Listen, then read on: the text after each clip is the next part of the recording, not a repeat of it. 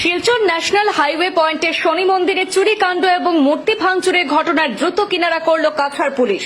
চোরচক্রের যাবতীয় কুকীর্তি রেকর্ড হয়েছিল সিসিটিভি ক্যামেরায়। শনি মন্দিরের লুটপাটের পাশাপাশি শনি মূর্তিতে ভাঙচুরের ঘটনায় জড়িত দুই যুবক আটক। চুরিকাণ্ড সংঘটিত করে মূর্তিতে ভাঙচুর চালিয়ে মোড় ঘোরানোর চেষ্টা বিফল দুর্বৃত্তের। ধৃত দুই যুবক শনি মন্দিরের দামি আসবাবপত্র এবং মূর্তিতে থাকা স্বর্ণালঙ্কা লুটে নিয়ে যাওয়ার সময় শনি মূর্তিতেও ক্ষয়ক্ষতি চালিয়েছিল। উদ্ধার হয়েছে শনি মন্দিরে চুরি যাওয়া সামগ্রী। পুলিশি জেরায় যাবতীয় কুকীর্তি স্বীকার করেছে ধৃত অনিক এবং পল্লব দাস। ঘটনায় কোনো ভিন্নধর্মী জড়িত প্রমাণ করতে চুরচক্র শনি মূর্তিতে ক্ষতি চালিয়েছিল। নমস্কার করি কিনা মা আবার শুরু করবে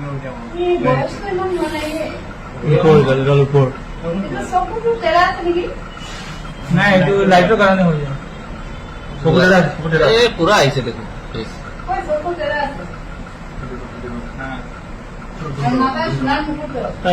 এইটো চাওক এইটো ফ্ৰেমত পুৰা পাইছে।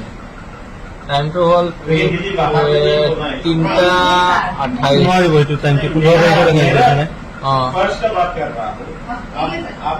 ৰাতি ডেটটো দেখো চাওক লাগে ৰাতি ডেটটো দেখো লাগে।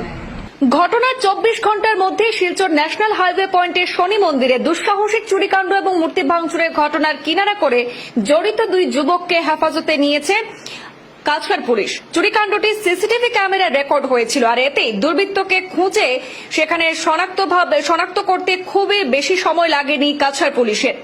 রবিবার সংবাদ মাধ্যমের সাথে কথা বলতে গিয়ে কাছাড় জেলার senior police super Nomal Mahato জানিয়েছেন, গত শুক্রবার রাতে শিলচর শহরের ন্যাশনাল হাইওয়ে পয়েন্ট এলাকায় অবস্থিত শনি মন্দিরে সংঘটিত হয়েছিল একটি দুঃসাহসিক চুরির ঘটনা, আর সেই দুর্ঘটনায় কোনো ভিন্নধর্মী জড়িত নয় বলে জানিয়েছেন কাছাড়ের সিনিয়র পুলিশ সুপার।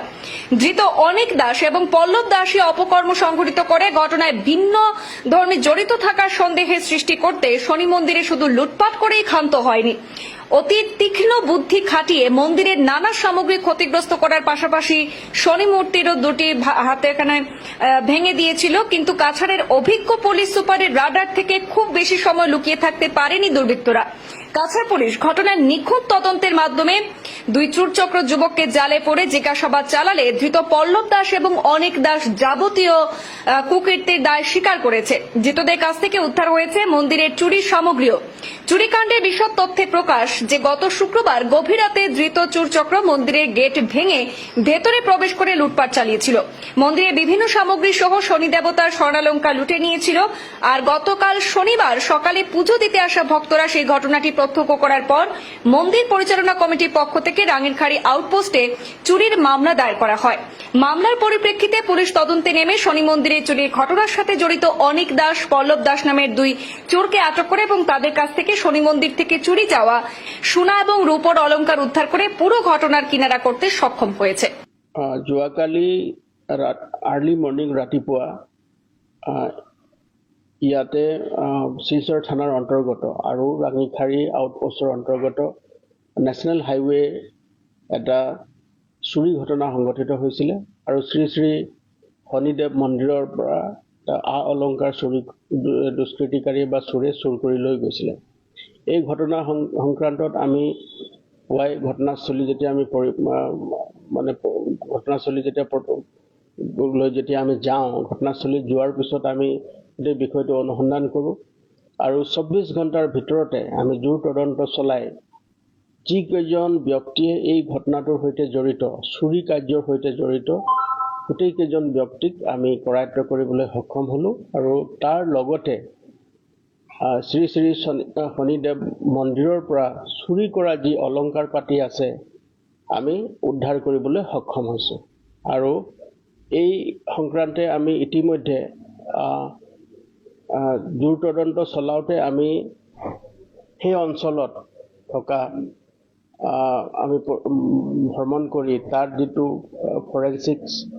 ফৰেনচিক্সৰ আমি সহায় লৈছোঁ, তাৰ লগতে আমি ফিংগাৰপ্ৰিণ্টছৰ সহায় লৈছোঁ আৰু টেকনিকেল এনালাইচিছৰ জৰিয়তে আমি 24 ঘণ্টাৰ ভিতৰতে এই যি চুৰি ঘটনা সংঘটিত হৈছিলে তেওঁক ধৰা পেলাবলৈ আমি সক্ষম হ'লোঁ। আৰু যিজন মূল অভিযুক্ত ব্যক্তি যি এই ঘটনা সংঘটিত কৰিলে আৰু চুৰি কাৰ্য সম্পাদিত কৰিলে, তেওঁৰ নাম হ'ল অনিক দাস।